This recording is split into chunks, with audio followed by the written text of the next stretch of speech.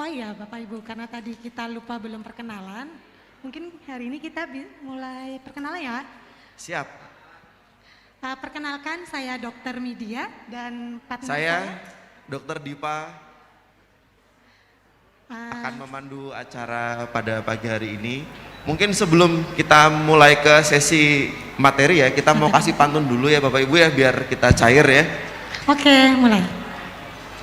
Ke Selawi beli bubur pacar. Cakep. Kayaknya nggak seru nih, cakepnya nggak ada nih. Kita ulangin lagi. Oke. Ke Selawi beli bubur pacar. Cakep. Pulang jangan lupa mampir Banjaran. Cakep. Teman sejawat yang hadir, izin prakteknya lancar. Cakep. Bekerja pun menjadi nyaman. Tepuk tangan. Namanya Mares. Kita silakan. Masih. Oke, ini kami silakan. Udah apa? Iya, kepada host. Silakan. Mas dan para narasumber. Langsung. Berarti sampai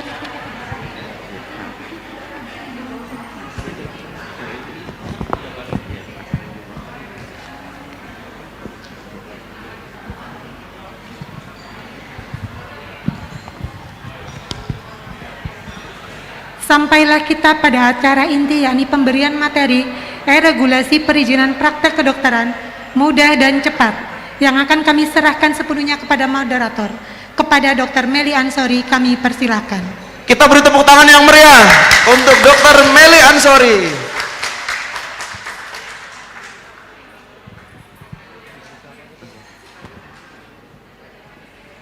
Bapak Ibu yang sedang menikmati coffee break, silahkan kembali ke meja masing-masing. Coffee breaknya dinikmati di meja masing-masing. Ya, terima kasih. Assalamualaikum warahmatullahi wabarakatuh. Waalaikumsalam. Untuk sesi diskusi nanti kita akan ada 3 narasumber. Yang pertama dari Pak Dedi Junaidi SPTME dari DMPTSP Kabupaten Tegal. Yang kedua dari Dr. Joko Wantoro MM, Kepala Bidang SDMK dan Pemberdayaan Masyarakat. Dan yang ketiga Dr. Bella Rizky Ananta MKes AAK dari BPJS Cabang Kabupaten Tegal. Karena memang dari BPJS Bu Bella memang ada keperluan, nanti agak siang ada pertemuan. Untuk kesempatan pertama kami persilakan dari BPJS untuk memberikan presentasi waktu selama 15 menit. Monggo Bu.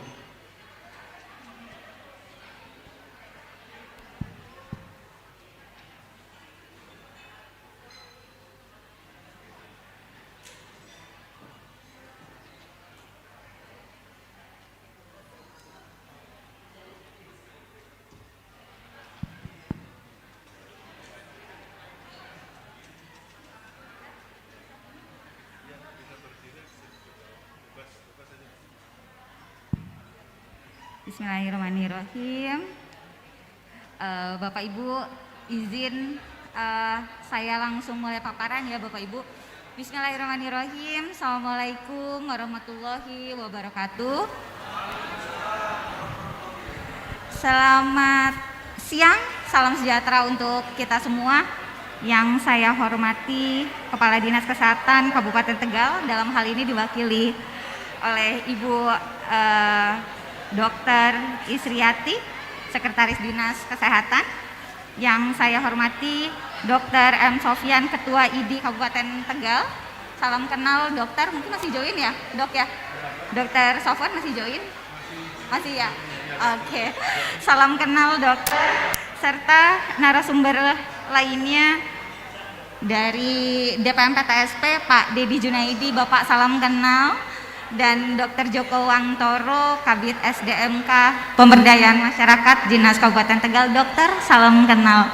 Baik Bapak, Ibu semua, izin sebelumnya mungkin saya perkenalkan diri saya dulu yang masih coffee break. Mangga dilanjut. Duh, ini ibu-ibu udah mulai senyum nih kalau saya ngomong mangga. Harusnya monggo ya di sini ya, monggo. Baik, perkenalkan saya Belza Rizky Ananta. Saya saat ini bertugas di kantor BPJS Kesehatan Cabang Tegal Kepala Kantor Cabang BPJS Kesehatan Tegal.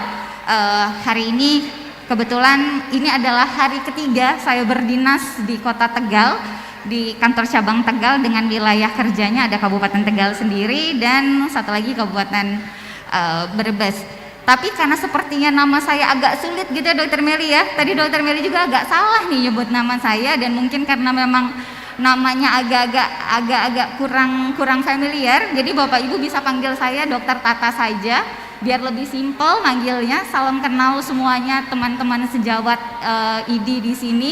Mudah-mudahan semuanya dalam keadaan sehat walafiat. Amin, amin ya rabbal alamin. Dan izin saya juga di sini bersama tim saya ada Bu Sekar, ada Dokter Novi dan Bu Ana di sini yang akan nanti mungkin bisa membantu jalannya diskusi kita bersama di sini. Baik, mungkin bisa langsung dimulai untuk materinya. Izin dokter.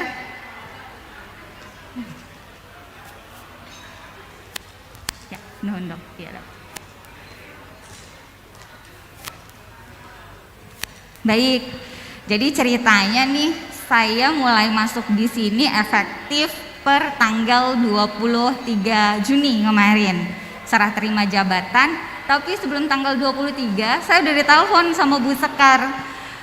Bu Tata, kita rencananya mau ada acara nih dengan teman-teman ID, kata acara Sarasehan di ID Kabupaten Tegal. Jadi tentunya ini adalah kesempatan yang baik untuk saya, alhamdulillah wa syukurillah, baru beberapa hari bekerja dan diberikan kesempatan untuk sama-sama teman-teman semua diskusi.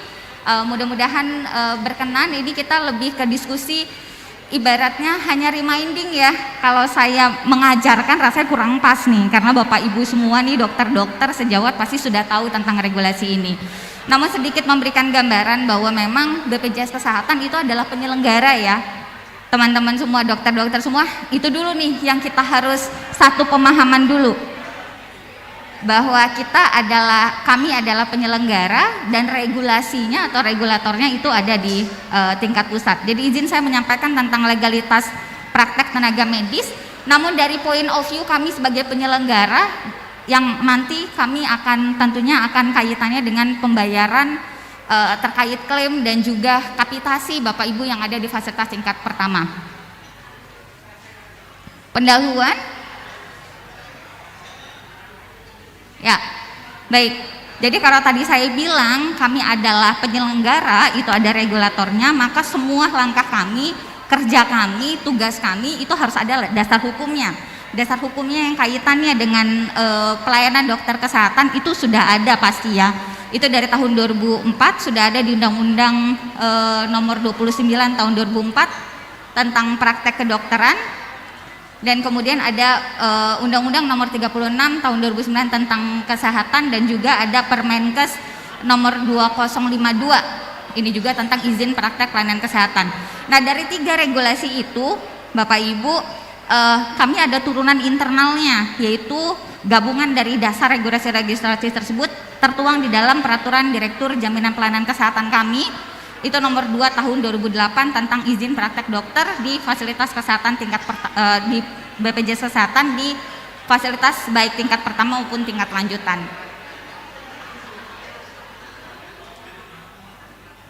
Ini adalah intisari regulasinya Bapak Ibu. Jadi fasilitas kesehatan tingkat pertama FKTP maupun FKRTL ini dapat menyelenggarakan pelayanan praktek kedokteran sesuai dengan ketentuan yang berlaku.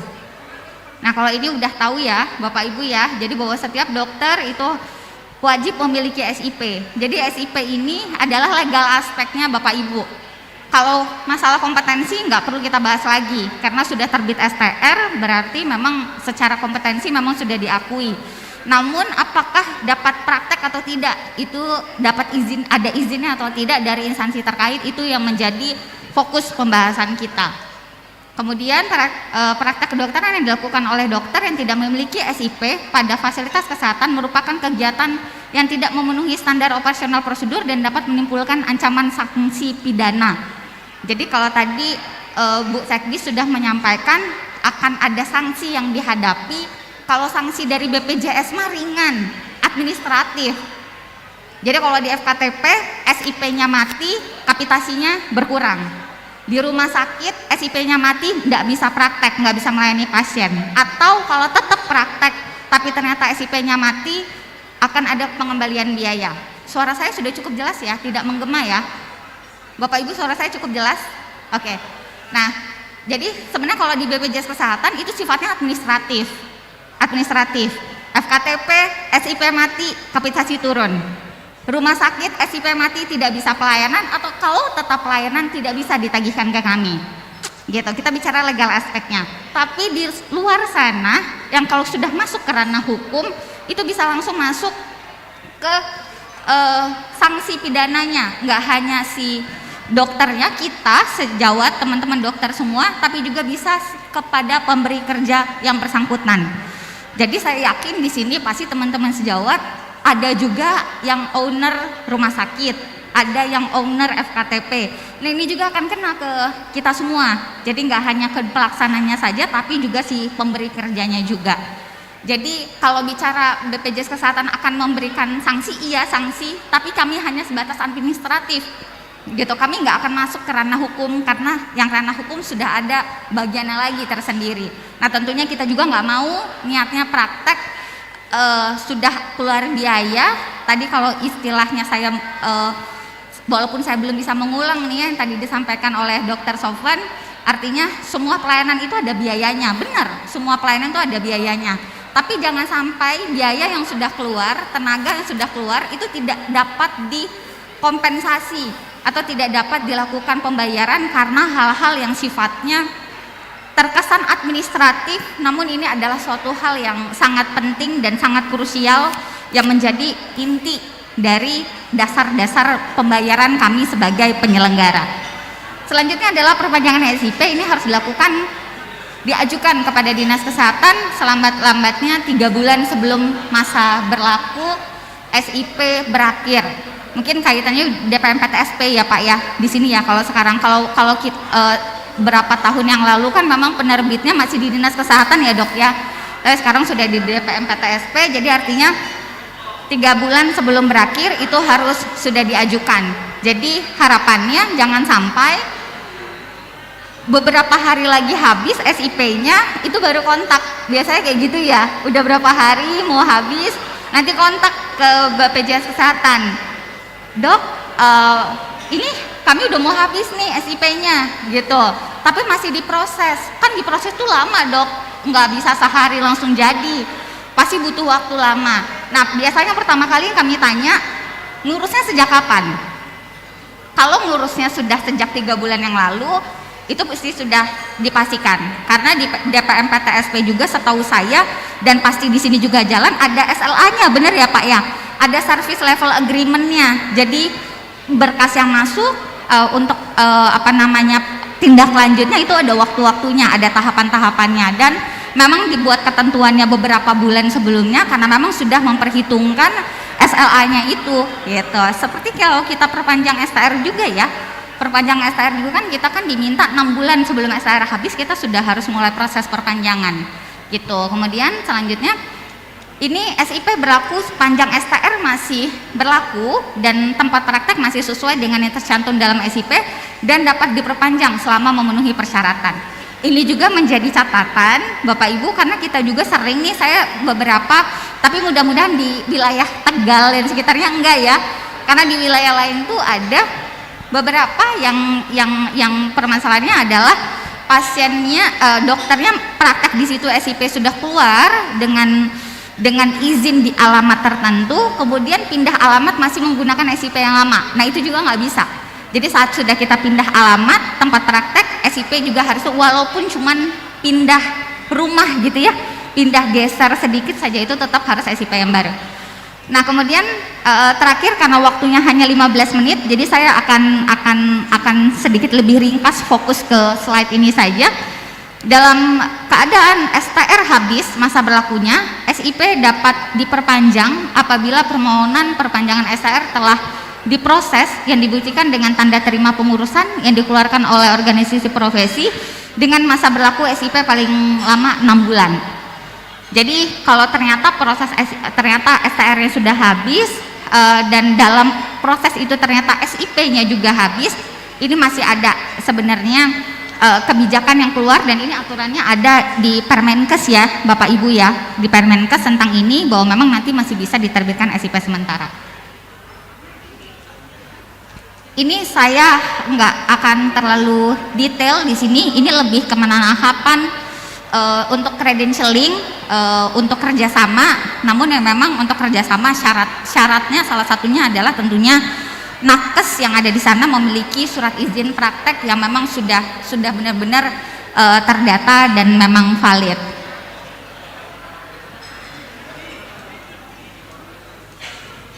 Oke, ini adalah credentialing. Proses credentialing itu ada yang sifatnya persyaratan mutlak dan persyaratan teknis. Nah, kalau persyaratan mutlak ini memang benar-benar mutlak diatur dalam regulasi. Ada satu saja persyaratan yang tidak terpenuhi, maka kita nggak akan lanjut proses kunjungan untuk credentialing. Namun ada yang namanya persyaratan teknis. Nah, persyaratan teknis ini adalah kunci untuk Bapak Ibu memenuhi target agar poinnya dapat minimal tercapai untuk bisa kerjasama dengan BPJS Kesehatan. Jadi untuk persyaratan teknis semakin baik, semakin lengkap, itu maka bisa dipastikan nilainya makin tinggi dan itu bisa kerjasama dengan BPJS Kesehatan. Tentunya dengan diawali tadi langkah-langkah mapping, vaskes, kebutuhan vaskes, dan analisa-analisa lain yang baru nanti akhirnya masuk ke proses credentialing. Nah, ini persyaratannya tadi, persyaratan mutlaknya apa aja, teknisnya apa aja. Kalau Bapak Ibu di sini sudah pernah kerjasama sama BPJS Kesehatan, atau kalau di rumah sakit itu di bagian manajemennya, itu pasti di sini sudah pada tahu ya tentang persyaratan mutlak dan teknis. Nah, kemudian ini ketentuan pembiayaan. Kenapa tadi saya membahas tentang kapitasi? Tadi Bu Sekdis juga sempat menyampaikan juga bahwa ini nih kaitannya dengan di FKTP. Kenapa? Karena saat SIP itu ternyata akan habis masa berlakunya, maka itu langsung diperhitungkan untuk kapitasi bulan selanjutnya.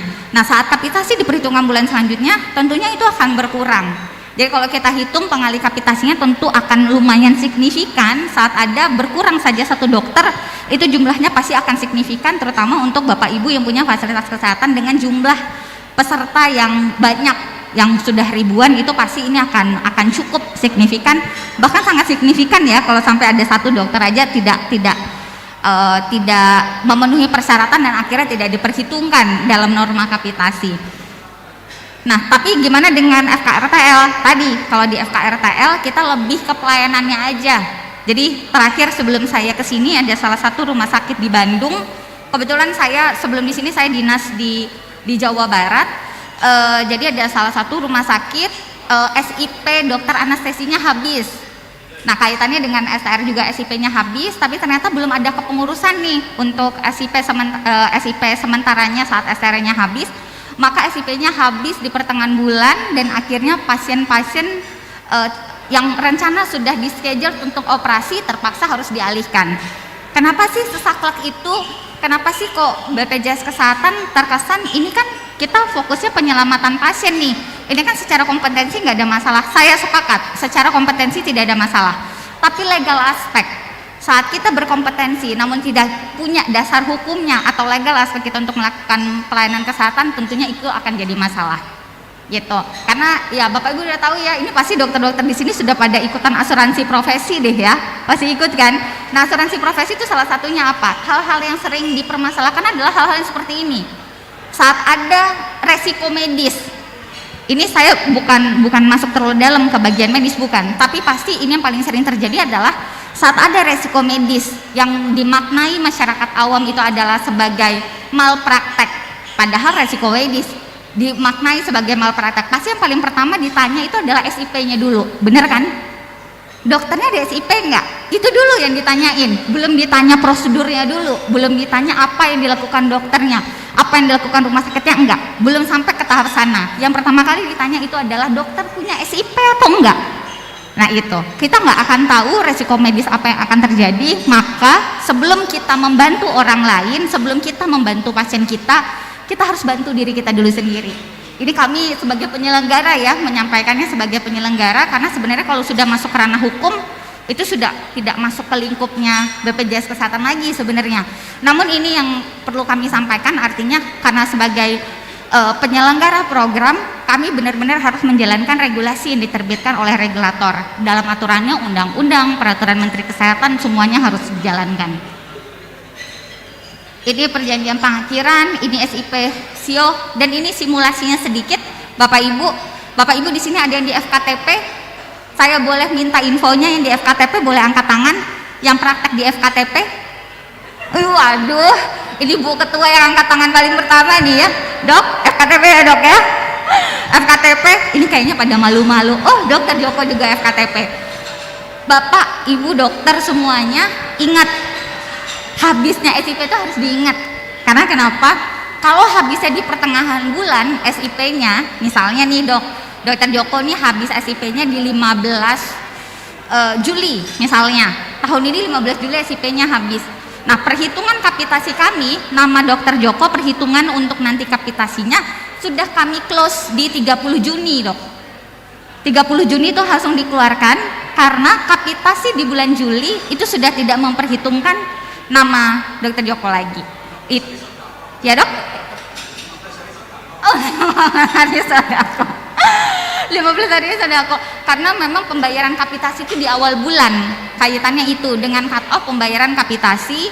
Jadi kita memang harus memperhitungkan perhitungan jumlah dokter yang ada di sana. Nah, tapi kalau untuk teman-teman yang prakteknya di rumah sakit itu bisa pas dengan waktunya SIP-nya habis, bisa disesuaikan karena pembayarannya kan per pelayanan artinya per paket pelayanan, tidak menyesuaikan dengan kapitasi. Jadi memang sistem pembayarannya agak sedikit berbeda antara FKTP dan FKRTL.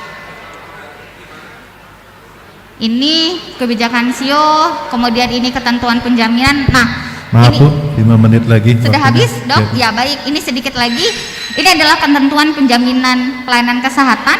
Ini hal-hal yang mungkin ini agak cukup banyak saya sampaikan, namun ini sedikit checklist yang bisa terutama mungkin Bapak Ibu juga teman-teman sejawat penting untuk tahu ini hal-hal apa sih yang bisa dijamin dalam program JKN, mana yang enggak.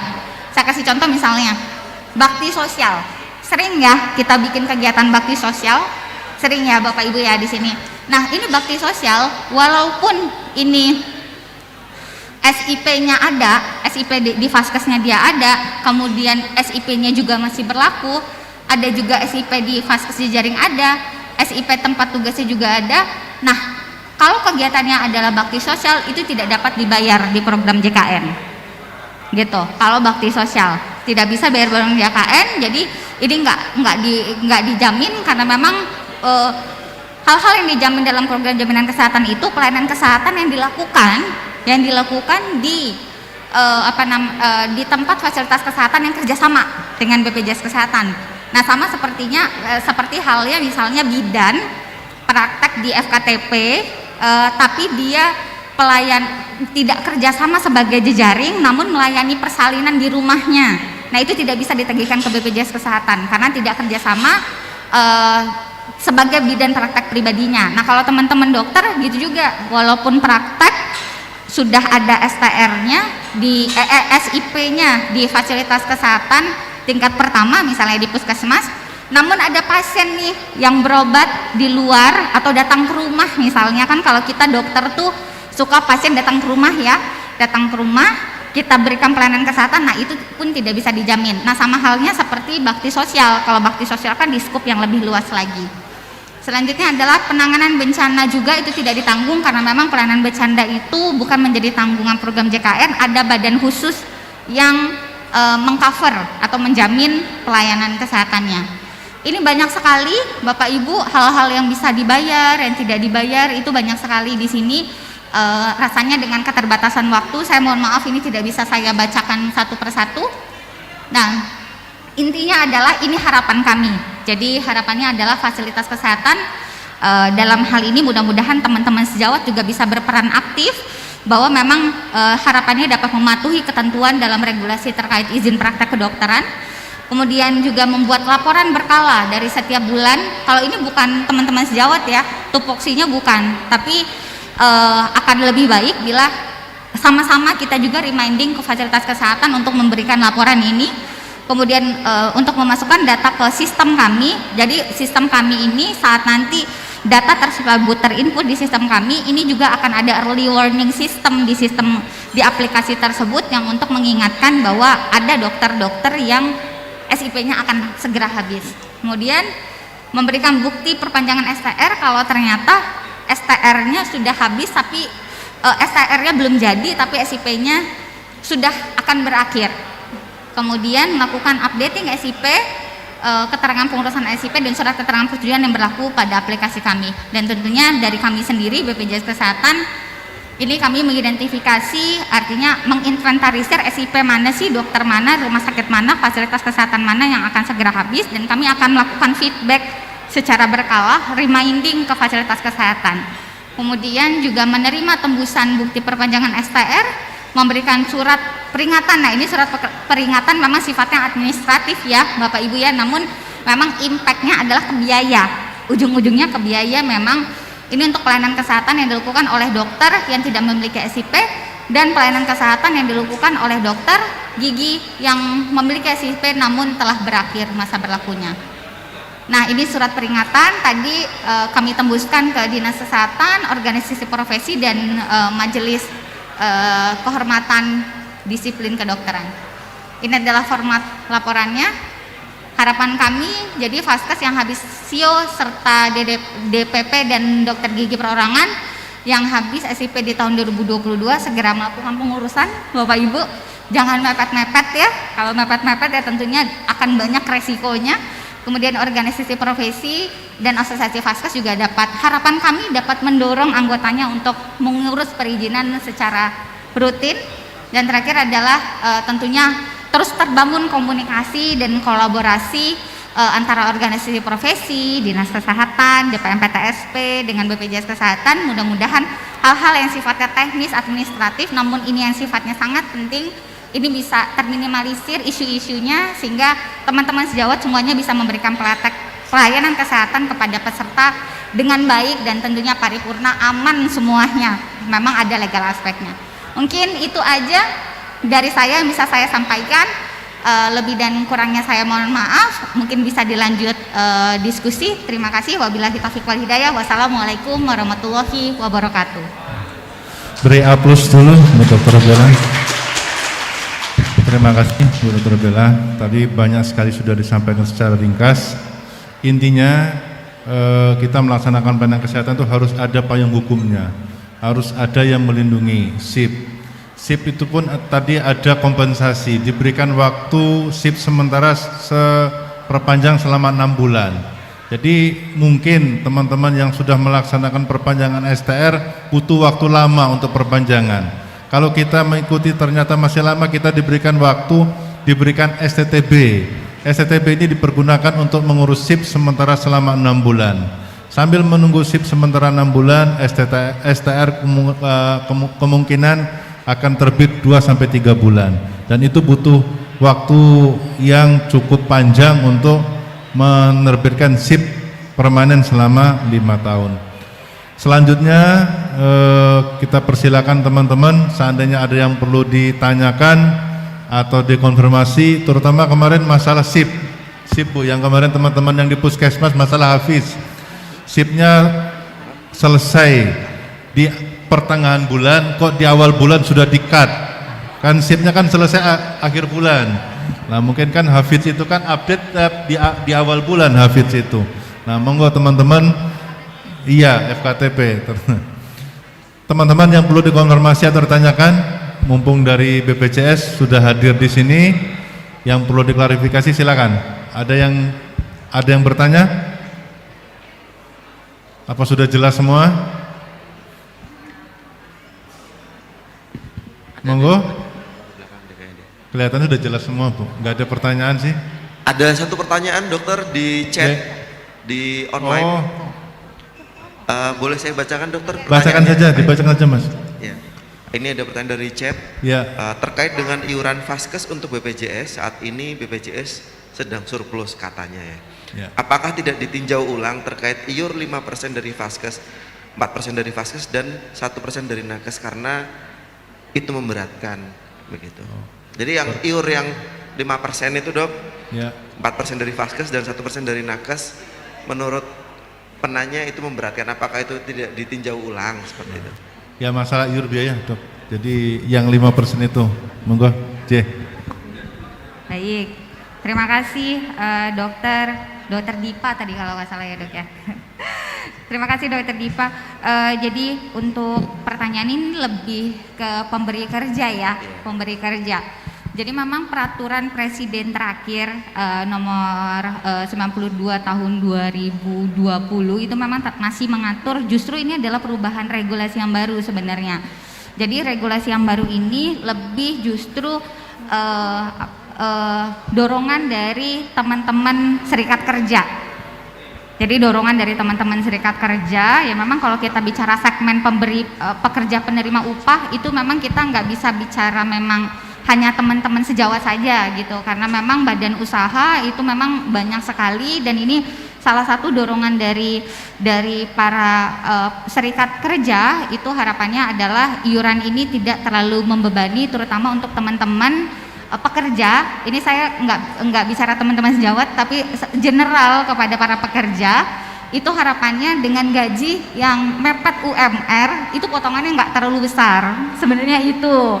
Jadi kalau UMR untuk pekerja itu kalau hanya 1% seperti misalnya UMR di sini 3 juta, jadi 1%-nya itu si pegawai atau pekerja itu hanya dipotong 30.000 aja gitu. Nah kemudian si pemberi kerja perusahaan-perusahaan itu memang ada perubahan yang sebelumnya 32% itu menjadi 41%. Nah atas dasar itu memang penyesuaian ini dilakukan karena memang melihat dinamika perjalanan program jaminan kesehatan yang awalnya memang masih 32% dan akhirnya ini berubah menjadi 41%. Namun tadi masukan dari Bapak Ibu dokter tadi yang memberikan pertanyaan ini akan kami sampaikan dalam forum-forum diskusi kami di tingkat atas, kita eskaluasi karena ini mengingat bahwa memang dasar regulasinya adalah di peraturan presiden.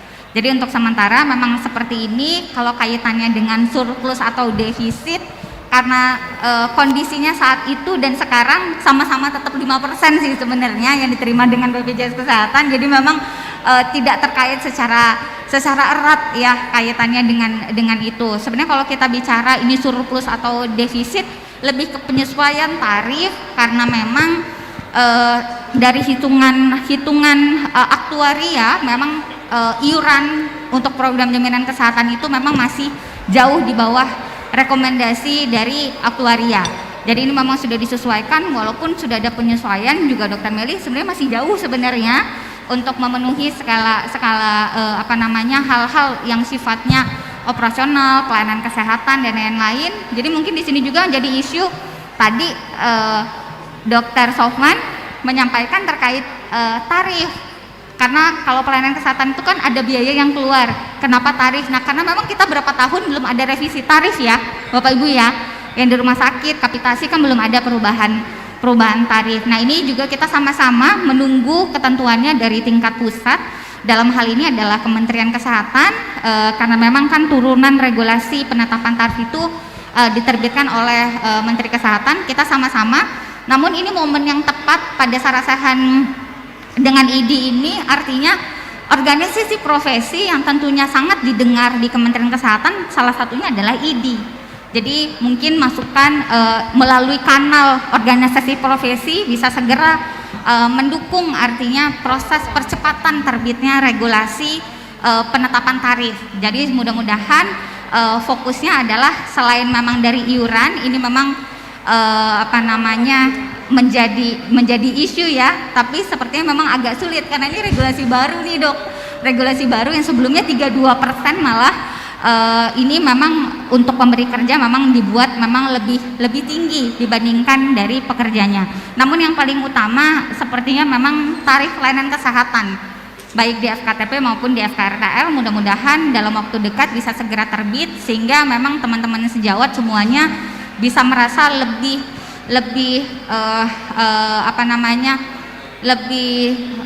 bahasanya apa ya paling tepatnya itu lebih mendekati atau paling tidak mendekati dari biaya-biaya yang sudah dikeluarkan di fasilitas kesehatan masing-masing. Mungkin itu dari saya, dokter. Ya, jadi intinya memang perlu waktu Bu ya, untuk kalau untuk sampai idealnya itu kan perlu waktu ya, butuh proses. Mungkin nanti ada usulan-usulan lagi untuk perbaikan ke depan. Ya. Ada lagi yang perlu ditanyakan? Sudah tidak ada. Kalau sudah tidak ada, untuk sesi dari Bu Dr. Bella kita cukupkan sekarang. Nanti kita berlanjut ke narasumber yang lain. Oke, matur nuwun Bu Dr. Bella sudah hadir di sini. Terima Kita kasih. berikan aplaus untuk Bu Dr. Bella. Ya, lagi terima kasih banyak dokter semua. Salam kenal. Mudah-mudahan kolaborasi kita akan terus berjalan dengan baik. Kami sangat terbuka untuk diskusi dengan teman-teman sejawat semua. Mudah-mudahan ada kegiatan lain kita bisa berkolaborasi lagi. Lagi terima kasih banyak. Salam sehat. Semoga teman-teman semua selalu diberikan kesehatan dalam menjalankan amanah mulianya. Wabillahi taufiq wal hidayah. Assalamualaikum warahmatullahi wabarakatuh. Waalaikumsalam.